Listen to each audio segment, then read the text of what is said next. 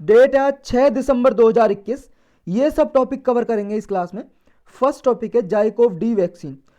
ये recently news में है, प्रीलिम्स और जीएस पेपर 3 के लिए इंपॉर्टेंट है। यूनियन गवर्नमेंट ने, सेंट्रल गवर्नमेंट ने ये हाई प्रायोरिटी डिस्ट्रिक्ट को आइडेंटिफाई किया है। हाई प्रायोरिटी का मतलब वो डिस्ट्रिक्ट जिनमें अभी तक कोरोना की वैक्सीन फर्स्ट डोज भी नहीं लगी है, फर्स्ट डोज, उन स्टेट्स को ये आइडेंटिफाई किया है। ऐसे 7 स्टेट्स हैं, 7 स्टेट्स, उनमें से कुछ ऐसी डिस्ट्रिक्ट हैं जहां पे अभी तक किसी आदमी को पहली डोज भी नहीं लगी है, उनमें ये जाइकोव डी वैक्सीन लगाई जाएगी। ये अभी इनिशिएटिव लॉन्च किया है। ये 3 डोज दी जाती हैं इसकी, जो जाइकोव डी वैक्सीन है कोरोना की, 3 डोज दी जाती है।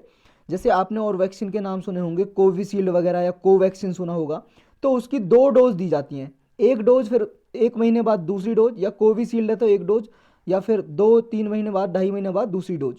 लेकिन इसमें 3 डोज दी जाती है, 3 बार। ये 7 स्टेट हैं, बिहार, झारखंड, महाराष्ट्र, पंजाब, तमिलनाडु, उत्तर प्रदेश, वेस्ट बंगाल। इनमें बहुत सारी डिस्ट्रिक्ट हैं जिनमें अभी लोगों को एक भी डोज नहीं लगी है, तो इनमें फर्स्ट डोज इंट्रोड्यूस की जाएगी जाइकोव डी की। और जो ये इनिशिएटिव चलाया है, हर घर दस्तक, जो नेशनल वाइड कैंपेन चला रखा है कोविड-19 के लिए। हर घर दस्तक का मतलब है जो कर्मचारी हैं, पर्सोनल है, वो घर घर जाएंगे और लोगों को वैक्सीन लगाएंगे। जब ये कैंपेन लॉन्च किया है तो कोविड-19 की जितनी पहले वैक्सीन लग रही थी उनमें 5.9% का इंक्रीज, हाइक देखने को मिला। मतलब इतने ज़्यादा लोगों को वैक्सीन लग रही है। जो फर्स्ट डोज कवरेज है नवंबर 30 तक 11.7% इंक्रीज देखने को मिला, और ये सेकेंड डोज में मिला, 11.7% कवरेज मिला इस कैंपेन के बाद, जो हर घर दस्तक कैंपेन है।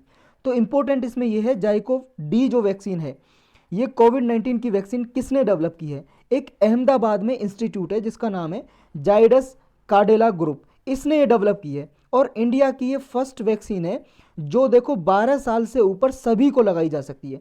जैसे कोवैक्सीन या कोविशील्ड है, वो एडल्ट को लगाई जा सकती है, 18 साल से ऊपर के किसी भी इंसान को, आदमी को। लेकिन ये एडल्ट को भी लगाई जा सकती है, और 12 साल से जिनकी ऊपर उम्र है, 12 साल या उससे ऊपर, उन सबको ये लगाई जा सकती है। और पूरे वर्ल्ड में ये ओनली डीएनए बेस्ड वैक्सीन है। ये देखो डीएनए द्वारा बनाई गई है, आरएनए को डीएनए में कन्वर्ट करके, क्योंकि कोरोना वायरस आरएनए बेस्ड है, तो ये डीएनए बेस्ड है। और बाकी जो वैक्सीन बनी है वो लगभग आरएनए बेस्ड वैक्सीन है। पूरे वर्ल्ड में पहली वैक्सीन है ये। तो ये देखो बहुत ही कम चांस हैं इससे रिएक्शन होने के भी, क्योंकि ये बिना निडल के लगाई जाती है। जो इंजेक्शन होता है ना भाई साहब, जैसे आप वैक्सीन लगवाने गए होंगे, तो ये है आपका निडल, यहाँ पे ये आगे सुई लगी रहती है, तो इसमें सुई से आपके बॉडी में घुसेड़ दी जाती है और लगती है आपको वैक्सीन। लेकिन बिना इस सुई के, निडल नहीं होगी ये, बिना निडल के लगाई जाएगी ये वैक्सीन। पहली ये पूरे वर्ल्ड में कोविड-19 की वैक्सीन है जिससे रिएक्शन होने के बहुत कम चांसेस हैं। कई बार क्या होता है, निडल से जब वैक्सीन दी जाती है तो किसी को रिएक्शन हो जाती है। जो ये वैक्सीन है जो डेवलप की है, काडिला ग्रुप तो है ही, उसके साथ डिपार्टमेंट ऑफ बायोटेक्नोलॉजी है हमारा, इसने भी साथ दिया, इसका पार्टनरशिप की है। और मिशन कोविड सुरक्षा चला रखा है जो इंडियन गवर्नमेंट ने, उसके अंडर इसको डेवलप किया है, इस वैक्सीन को। इसकी 3 डोज दी जाती हैं, 3 डोज। और 3 डोज देने का देखो फायदा ये है, जो ये SARS-CoV-2 यानी कि कोरोना वायरस है, कोविड-19 का जो वायरस है, इसका जो स्पाइक प्रोटीन है ये प्रोड्यूस करती है ये वैक्सीन। जो कोरोना वायरस आपने देखा होगा भाई साहब, कुछ ऐसा रहता है, इसके ऊपर ये माचिस की तिल्ली जैसी बनी होती है, माचिस की तिल्ली को स्पाइक बोलते हैं, तो इसको भी नाम स्पाइक दे दिया। प्रोटीन है इसका स्पाइक प्रोटीन। तो ये स्पाइक प्रोटीन बॉडी के अंदर डेवलप करेगी कोरोना वायरस का, क्योंकि देखो जब ये बॉडी के अंदर रहेगा तो जब कोरोना वायरस आएगा तो ये पहचान लेगा कि सेम है, तो बॉडी की इम्यून रिस्पॉन्स है जो ऑलरेडी बॉडी में रहेगा, यानी कि प्रतिरोधक क्षमता, वो यानी कि ऐसा माना जा रहा है इससे बहुत अच्छी प्रतिरोधक क्षमता डेवलप होगी बॉडी की, इम्यून सिस्टम। और ये प्लग एंड प्ले टेक्नोलॉजी पे काम करता है। प्लग एंड प्ले टेक्नोलॉजी का मतलब ये है, अगर कोई वायरस म्यूटेशन करता है, जैसे मान लो कोविड-19 का वायरस के लिए दी जा रही है, अगर कोविड-19 का ये कोरोना वायरस अपने आप को म्यूटेट करता है, म्यूटेट का मतलब है चेंज करता है अपने आप में, अल्ट्रेशन करता है, चेंज। जैसे मान लो कोरोना वायरस अपने आरएनए में चेंज कर लेता है तो नया वेरिएंट बन जाएगा। अगर ये म्यूटेशन कर भी लेगा तो ये क्या है, जो ये इम्यूनिटी डेवलप होगी इस वैक्सीन के जरिए, ये कैसी है, प्लग एंड प्ले पे काम करेगी। प्लग एंड प्ले का मतलब है अगर वायरस ने अपने आप को चेंज कर लिया तो इम्यून सिस्टम भी ऑटोमेटिक ऑलरेडी इसके प्रति डेवलप हो जाएगा हमारी बॉडी में, यानी कि प्रतिरोधक क्षमता अपने आप अडेप्ट हो जाएगी हमारी बॉडी में। यानी कि अगर कोई नया म्यूटेशन भी आता है, वायरस का नया वेरिएंट भी आता है, तो उससे भी ये आसानी से लड़ सकेगा। ये 5th वैक्सीन है हमारे इंडिया में जो यूज की जा रही है कोरोना वायरस के लिए। एक है कोविशील्ड, कोवैक्सीन, स्पुतनिक 5, मॉडर्ना, और उसके बाद ये है 5वीं जो जाइकोव डी जिसे हम पढ़ रहे हैं। नेक्स्ट टॉपिक है electricity capacity from non fossil fuel. Prelims और जीएस पेपर 1 के लिए इंपॉर्टेंट है।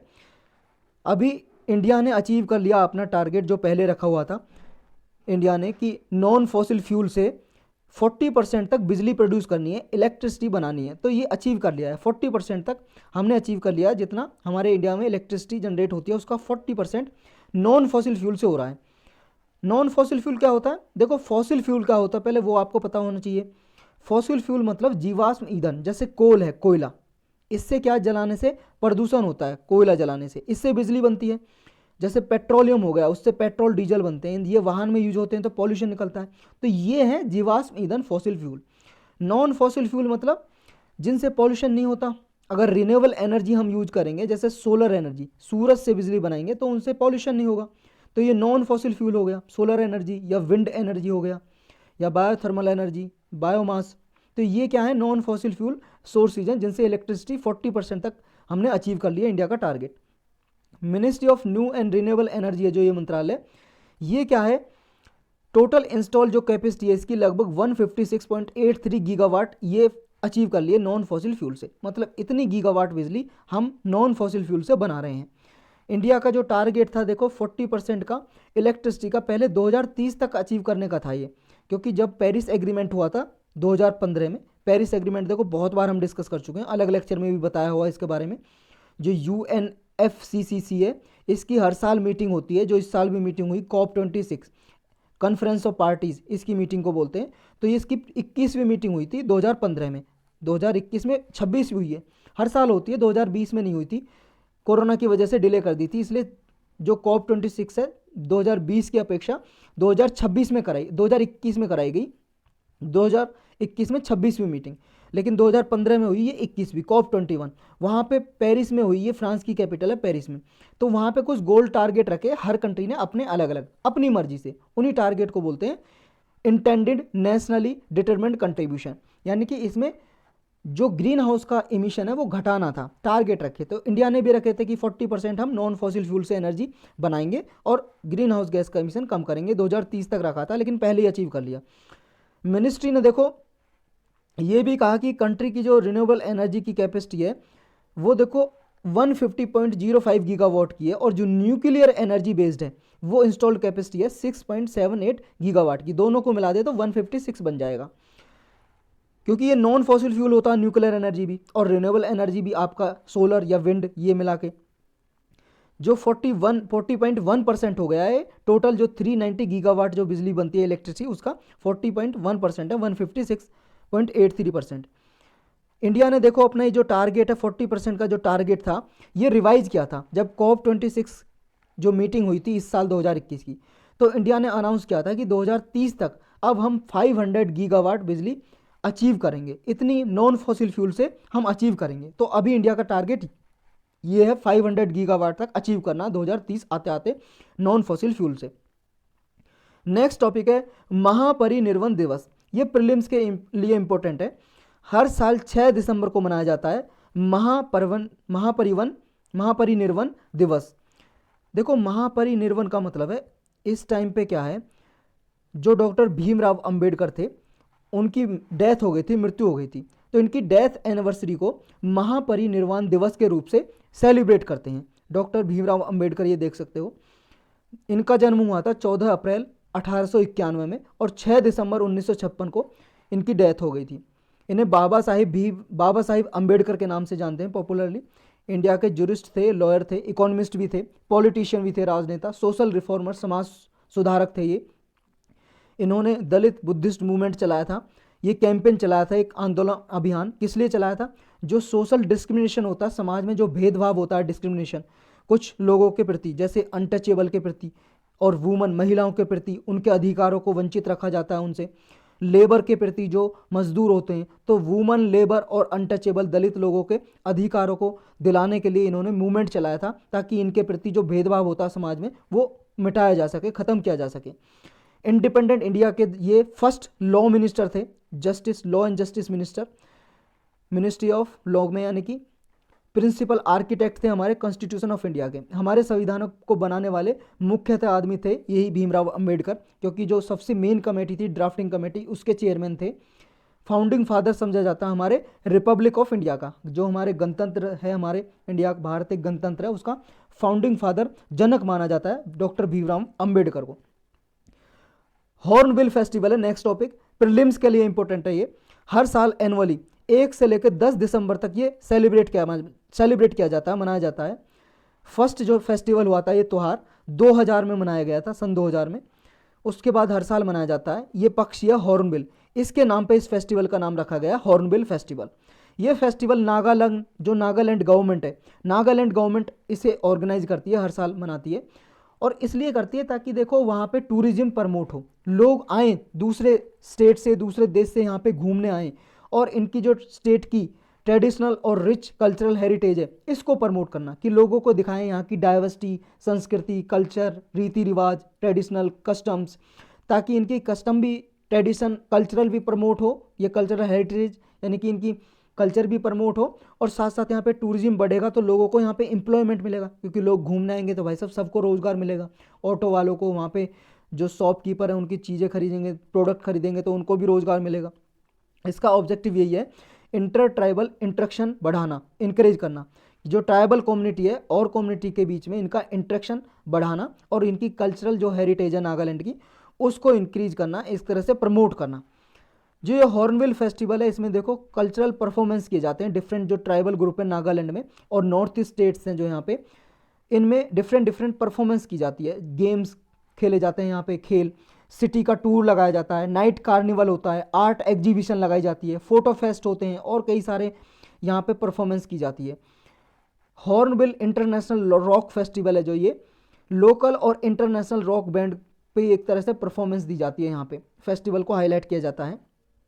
जो हॉर्नबिल है, जो पक्षी है, बर्ड है, जिसके नाम पे इसका नाम रखा गया है, इंडिया में देखो इसकी 9 प्रजाति पाई जाती है, 9 स्पीसीज पाई जाती है हॉर्नबिल की। उनमें से 3 है रेथेड हॉर्नबिल है, इसका साइंटिफिक नाम एसेरोस अंडुलटस। ये साइंटिफिक नाम याद करने की कोई जरूरत नहीं है आपको, बस ये नाम याद कर लो कि उनमें से 3 है ये रेथेड हॉर्नबिल जो सबसे इंपॉर्टेंट है, brown hornbill, rufous necked hornbill, और एक है ग्रेट हॉर्नबिल। ये स्टेट बर्ड है, राज्य पक्षी है अरुणाचल प्रदेश और केरल का, ग्रेट हॉर्नबिल। एक जो अंडमान निकोबार है वहाँ पे एक आइलैंड है नारकंडम नाम का आइलैंड, उसी पे एक यहाँ पे एक हॉर्नबिल पाया जाता है, अलग प्रजाति स्पीसीज, उसका नाम है नारकंडम हॉर्नबिल, क्योंकि ये आइलैंड पे पाया जाता है, इसी आइलैंड के नाम पे इसका नाम रख दिया है। जो हॉर्नबिल फेस्टिवल है नागालैंड ने इसी के नाम पे रखा है, और जो नागा कम्युनिटी है इसे बहुत ही रिवर्ड यानी कि इसका रेस्पेक्ट करती है, एक तरह से कल्चरल उनका आइकन है ये। जो हॉर्नबिल है इसे लोग ना, बहुत सारे लोग इसको हंट कर लेते हैं, शिकार कर लेते हैं इसके बीक के लिए। क्या बीक का मतलब है इसकी चोंच के लिए, और इसके जो फीदर हैं, जो इसके पंख हैं उसके लिए, क्योंकि हेड गियर में सजाते हैं, जो सिर का मुकुट होता है ना, सिर की टोपी, उसमें लगाते हैं ये इसके जो पंख होती हैं, फीदर होती हैं जो। तो इनकी जो कल्चरल भी एक तरह से सिग्निफिकेंस है, कल्चर के लिए भी, संस्कृति के लिए, क्योंकि अरुणाचल प्रदेश में जो नीसी एक ट्राइब है, ये जाति का नाम है नीशी, शेड्यूल ट्राइब में आती है, एसटी कैटेगरी में, नॉर्थ ईस्ट में कम्युनिटी है, उनकी कल्चरल सिंबल है ये हॉर्नबिल जो पक्षी है। गवर्नमेंट ने देखो 20 साल पुराना एक ओल्ड कंजर्वेशन प्रोग्राम चला रखा है इनको बचाने के लिए, ताकि लोग इनकी हंटिंग ना करें, और अवेयरनेस फैलाने के लिए लोगों के बीच में। नेक्स्ट टॉपिक है चॉकलेट बॉर्डर्ड फ्लीटर। ये एक बटरफ्लाई है, तितली है, तितली की स्पीसीज है चॉकलेट बॉर्डर्ड फ्लीटर। सिक्किम में ये पाई जाती है, अभी डिस्कवर की है, अभी सिक्किम से ढूंढी गई है। ये तितली बटरफ्लाई, ये बिल्कुल सेम ऐसी है, ऐसी प्रजाति देखो साउथ ईस्ट चाइना में भी मिलती है और हांगकांग में भी पाई जाती है। जो इसका साइंटिफिक नाम है वो जोग्राफिटस जोंगुनेसिस है। ये नॉर्थ सिक्किम में एक जगह है जोंगू, वहाँ पे मिलती है, इसलिए इसका नाम ये जोंगुनेसिस के नाम पे रख दिया। तो सिक्किम में अभी ये पाई गई है यहाँ पे। नेक्स्ट टॉपिक है साइक्लोन जवाद। ये प्रीलिम्स और जीएस पेपर 1 के लिए इंपॉर्टेंट है। देखो इसमें हम साइक्लोन के बारे में ब्रीफली डिस्कस करेंगे, और देखो साइक्लोन के नेमिंग कैसे की जाती है, कैसे नाम रखा जाता है, और साइक्लोन कैसे बनते हैं, साइक्लोन ट्रॉपिकल साइक्लोन कौन से होते हैं, और टेम्परेट साइक्लोन कैसे होते हैं, एंटी साइक्लोन क्या है, ये सब देखो साइक्लोन का एक लेक्चर बना हुआ है ज्योग्राफी की प्लेलिस्ट में। वो देखो भाई साहब 15-20 मिनट का होगा, तो इसमें मैं पूरा तो वो टॉपिक रिवाइज नहीं करूंगा, ब्रीफली मैं बस आपको रिवाइज कराऊंगा इसमें जल्दी से। साइक्लोन को डिप्रेशन भी बोलते हैं। तो अभी एक डिप्रेशन बन रहा है बे ऑफ बंगाल में। बे ऑफ बंगाल आप जानते हो कौन सी है, बंगाल की खाड़ी हमारे इंडिया के राइट हैंड साइड में, ये बे ऑफ बंगाल में एक डिप्रेशन बन रहा है साइक्लोन। तो ये अभी उड़ीसा और आंध्र प्रदेश के कोस्ट पे हिट करने वाला है। तो इसने हिट भी कर दिया है, मतलब पहुंच गया है ये साइक्लोन। जो ये नाम दिया है ना जवाद, ये सऊदी अरबिया ने दिया है। देखो यहाँ जो आसपास कंट्री हैं ये नाम करती हैं, इंडियन ओशन की कंट्री है जो, तो अल्फ़ाबेटिकली उनका नाम चूज किया जाता है। तो ये नेम कैसे रखते हैं, कौन सी ऑर्गेनाइजेशन है, ये सब उस लेक्चर में बनाया हुआ है, आप देख सकते हो। जवाद जो नाम दिया इसका मतलब है लिबरल, यानी कि उदार, मर्सीफुल, दयालु। तो ये साइक्लोन स्टॉर्म है जो आया है, इससे इतना ज़्यादा मतलब सीवियर नहीं होगा जैसे पिछला साइक्लोन यहाँ पे आया था बे ऑफ बंगाल में। साइक्लोन कैसे बनते हैं ये जानते हैं अभी हम। देखो साइक्लोन ओशियन वाटर में बनते हैं, समुद्र के पानी में, ट्रॉपिकल रीजन में ये बनते हैं, तो ट्रॉपिकल साइक्लोन इनका नाम दिया जाता है। ट्रॉपिकल का मतलब ये है, जो ये वर्ल्ड मैप आप देख रहे हो, वर्ल्ड मैप के ये भूमध्य रेखा है हमारी यहाँ से 0 डिग्री इक्वेटर, और ये 23.5 डिग्री ये ट्रॉपिक ऑफ कैंसर है, कर्क रेखा, और ये मकर रेखा ट्रॉपिक ऑफ कैप्रिकॉन इंग्लिश में बोलते हैं। तो इनके बीच में जो साइक्लोन बनते हैं ट्रॉपिकल एरियाज है, इनके बीच में जो साइक्लोन बनते हैं वो हो जाते हैं आपके ट्रॉपिकल साइक्लोन। और जो 23.5 उससे ऊपर बनते हैं वो आपके टेम्परेट साइक्लोन कहलाते हैं। ये 23.5 की रेखा है, अगर इससे ऊपर बनेंगे 35 से लेके लगभग 60 डिग्री के अराउंड, तो ये हो जाते हैं टेम्परेट साइक्लोन। तो इसलिए ट्रॉपिकल साइक्लोन बोलते हैं। कुछ इस तरह से देखो पानी ये गोल गोल घूमने लगता है समुद्र में, और ये फिर ऊपर जाता है, राइज करता है, ये मॉइस्चर राइज करता है हवा के साथ, विंड राइज करती है, मॉइस्चर जाता है, फिर ये हवा चल रही होती है, ये साइड में आ जाता है इधर इंडिया के कोस्ट पे। जो ये आ रही होती है ट्रेड विंड आ रही होती है, उनके साथ साथ ये आ जाते हैं ट्रेड विंड जो चल रही होती है ये वाली इधर से। तो इन ट्रेड विंड के साथ ये इस वेस्टर्न साइड पे आ जाता है, और कभी कभी नॉर्थ पे भी चला जाता है, इधर भी मूव कर जाता है। तो इस तरह से ये फिर बादल बनते हैं और बारिश होती है इनकी वजह से, बहुत सारा तूफान आता है, यानी कि आंधी की तरह, आंधी तूफान, बहुत तेज विंड आती है इनके साथ साथ। ये सनलाइट देखो यहाँ पे हाईएस्ट होती है इस टाइम पे, तो ये जो ओशन है वार्म हो जाता है, यहाँ पे जो वाटर सरफेस है गर्म हो जाता है सनलाइट की वजह से। और जब वार्मिंग सरफेस ही चाहिए, लगभग 27 डिग्री सेल्सियस से ज़्यादा टेम्परेचर चाहिए जब ये साइक्लोन बनते हैं, तो वार्म मॉइस्ट एयर है जो ऊपर मूव करती है, ओशन से ऊपर की तरफ मूव करती है। जब देखो साइक्लोन कैसे बनेगा, यहाँ पे जब सनलाइट पड़ेगी समुद्र पे तो ये पानी गर्म हो जाएगा, तो यहाँ से विंड ऊपर मूव करेगी मॉइस्चर के साथ, तो ऊपर जाएगी तो कंडेंसेशन होगा, बादल बनेंगे, फिर बारिश होगी, तो ये कूल हो जाएगी। यहाँ पे एयर जैसे ऊपर जाएगी तो ये कूल हो जाएगी, और यहाँ पे कंडेंसेशन होगा ऊपर जाके, लगभग 2-3 किलोमीटर जाके ये कंडेंसेशन होगा। और देखो जब यहाँ से ऊपर मॉइस्चर मूव करेगा तो यहाँ पे स्पेस बच जाएगा, स्पेस खाली हो जाएगा समुद्र में, तो फिर आसपास की जो एयर है यहाँ पे मूव करेगी, इस खाली एरिया को भरने की कोशिश करेगी, तो फिर ये यहाँ पे आएगी, गर्म हो जाएगी, फिर ये ऊपर मूव करेगी। तो ये प्रोसेस चलता रहता है बारी बारी से। तो इनको देखो विंड की स्पीड के कारण इनको, जो इंडिया की मेट्रोलॉजिकल डिपार्टमेंट है उसने कई कैटेगरी में बांटा हुआ है। जैसे सुपर साइक्लोनिक स्टॉर्म, अगर उसकी 222 किलोमीटर प्रति घंटा की स्पीड ज़्यादा है विंड की उस साइक्लोन में, तो उस साइक्लोन को हिंदी में चक्रवात भी बोलते हैं, तो उसको सुपर साइक्लोनिक स्टॉर्म बोलते हैं। और वेरी सीवियर साइक्लोनिक स्टॉर्म 118 से 221 के बीच में इसकी स्पीड है। सीवियर साइक्लोनिक स्टॉर्म है अगर 88 से 117 किलोमीटर पर आवर की घंटा की स्पीड है, तो उसे ये बोलेंगे साइक्लोन स्टॉर्म बोलेंगे। अगर 62 से 87 किलोमीटर प्रति घंटा की विंड की स्पीड है, जो देखो साइक्लोन में जो हवा की जो स्पीड आ रही होती है, गति, उस पर ये डिवाइड मतलब बांटते हैं, इन्हें कैटेगरी में डिवाइड करते हैं। डीप डिप्रेशन बोलेंगे 52 से 61 किलोमीटर प्रति आवर है, और डिप्रेशन कब बोलेंगे, अगर 51 किलोमीटर प्रति घंटा की रफ्तार से कम विंड स्पीड है तो उसे डिप्रेशन बोल देते हैं। तो ये जो साइक्लोन घूमता है, स्पिन करता है, ये कैसे घूमता है, देखो हमेशा विंड क्या है, हाई प्रेशर से लो प्रेशर पे मूव कर रही होती है, हाई प्रेशर से लो। तो हाई प्रेशर से जब लो प्रेशर पे विंड आएगी, तो ये देखो जो नदर्न हेमिस्फेयर है, जैसे मान लो यहाँ से ये इक्वेटर है, ये विंड आ रही होती है इधर से हाई प्रेशर से और लो प्रेशर से, क्योंकि देखो टॉपिक ऑफ कैंसर और टॉपिक ऑफ कैप्रिकॉर्न के बीच में ही सन मूव करता है, इससे बाहर नहीं जाता, यहाँ पे हाई प्रेशर होता है तो इधर से विंड आ रही होती है इधर की तरफ।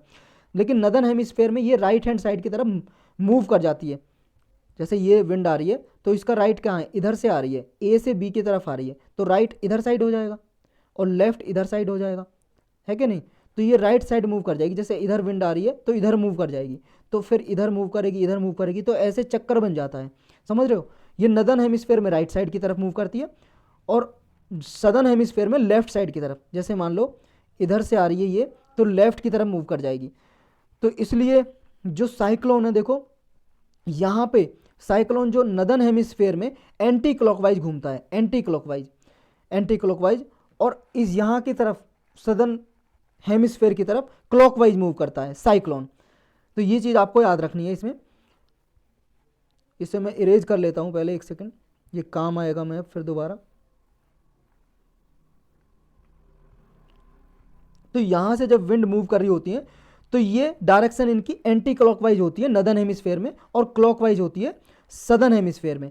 तो ये मूव कैसे करता है, जब ये मूव करता है विंड डिफ्लेक्ट करती है, तो क्यों करती है नदर्न हेमिस्फेयर में राइट साइड और सदर्न हेमिस्फेयर में लेफ्ट साइड? ये करती है, जो हमारी अर्थ देखो घूम रही है वेस्ट से ईस्ट की तरफ घूम रही है, अर्थ रोटेट कर रही है, अपने अक्ष पे घूम रही है, इंग्लिश में रोटेट बोलते हैं, यानी कि अपने अक्ष पे घूर्णन कर रही है, हिंदी में घूर्णन, इंग्लिश में रोटेट। और जो सन के चारों ओर चक्कर लगाती है उसे रिवॉल्यूशन बोलते हैं, रिवॉल्व कर रही है, परिक्रमण बोलते हैं हिंदी में।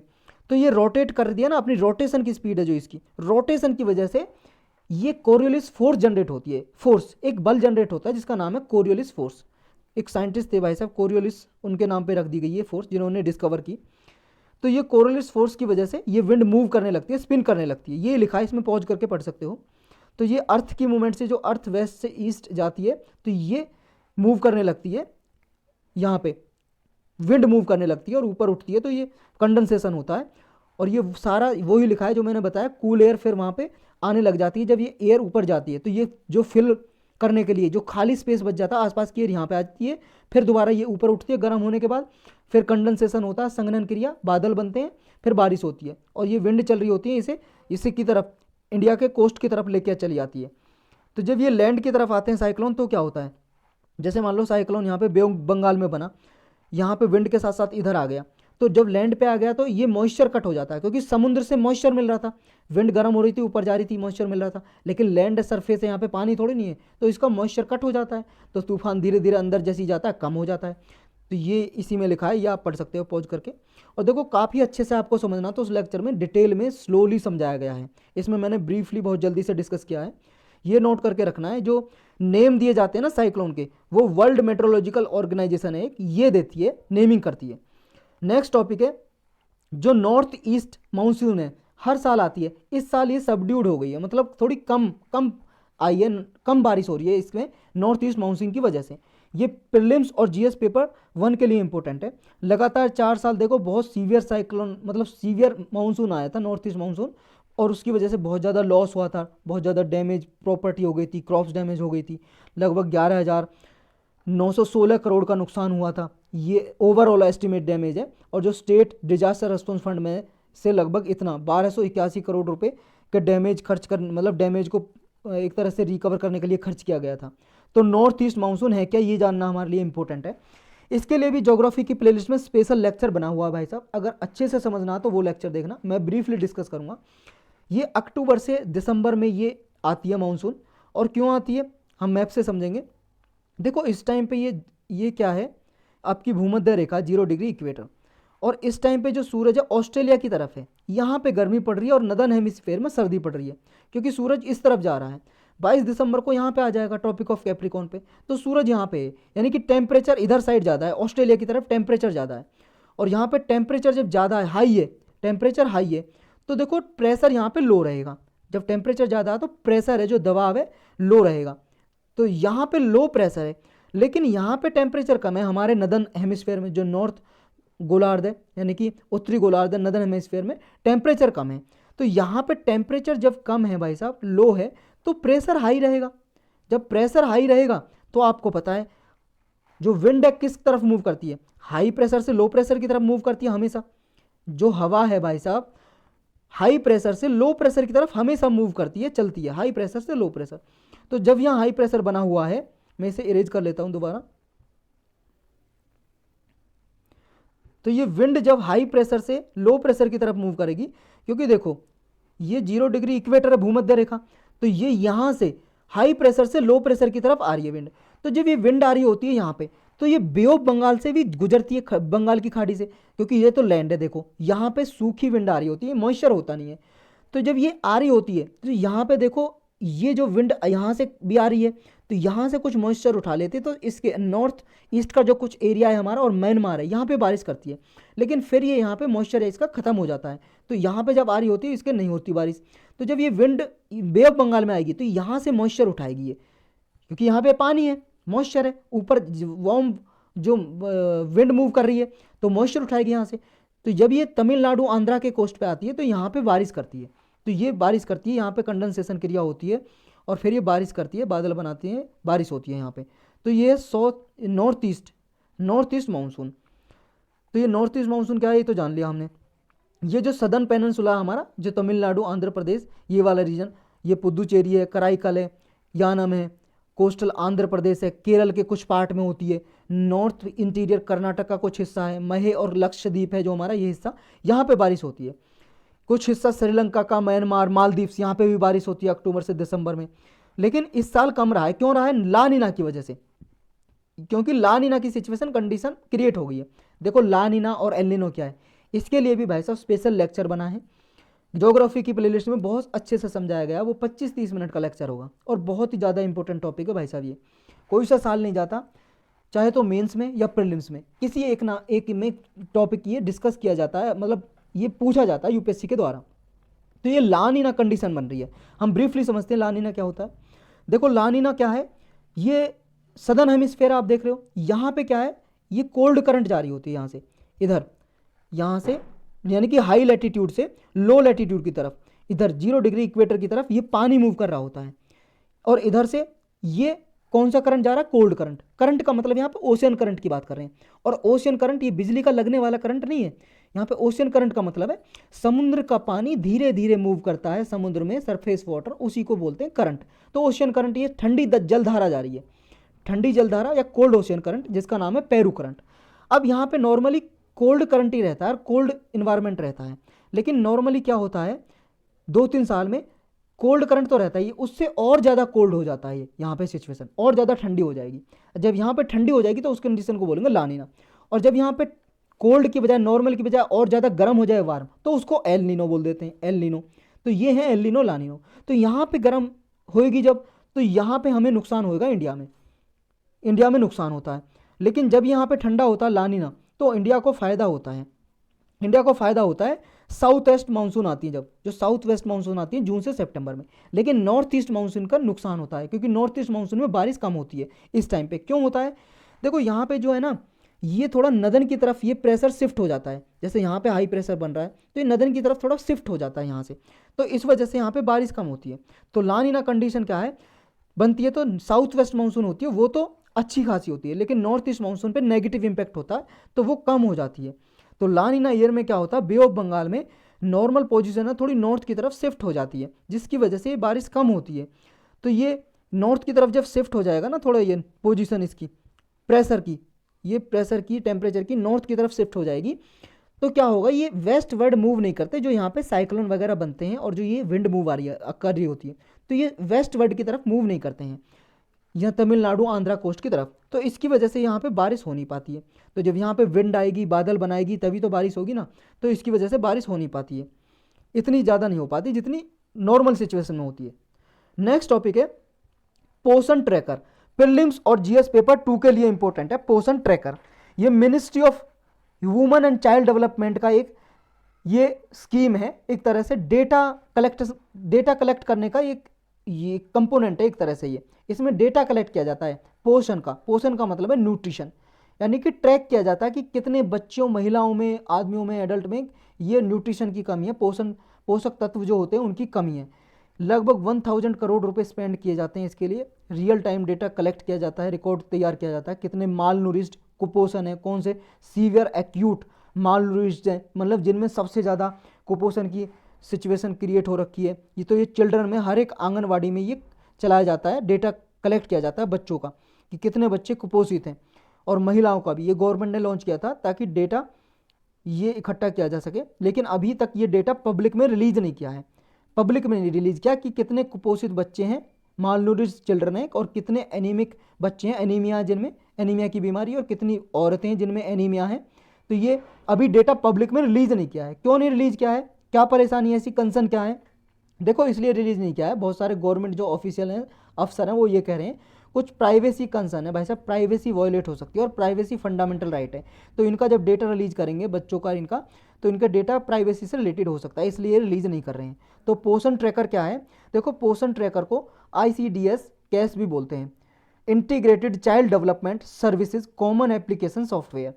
ये एक ऐसी सॉफ्टवेयर है, ऐसा एक तरह से डेटा कलेक्शन का एक मतलब मैकेनिज्म है जिसके जरिए आंगनवाड़ी सेंटर में सर्विस डिलीवर की जाती है और बेनिफिशियरी को न्यूट्रिशनल मैनेजमेंट कैसे किया जाता है ये सुनिश्चित किया जाता है। इसके जरिए रियल टाइम मॉनिटरिंग की जाती है।